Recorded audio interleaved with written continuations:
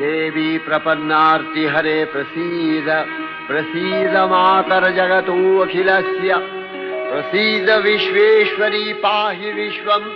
स्वविश्वरी देवी चराचरस्य आधारभूता जगतस्त्वमेका महीस्वरूपेण यतः स्थितासि अपां स्वरूपस्थितया तवैतदप्यायते कृष्णम् अलङ्घ्य वीर्ये त्वं वैष्णवी शक्तिरनन्तवीर्या विश्वस्य बीजं परमासि माया सम्मोहितं देवि समस्तमेतत् त्वं वै प्रसन्ना भुवि मुक्तिहेतुः विद्याः समस्ताः तव देवि भेदाः स्त्रियः समस्ताः सकला जगत्सु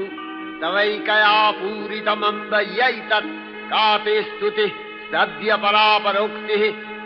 सर्वभूता यदा देवी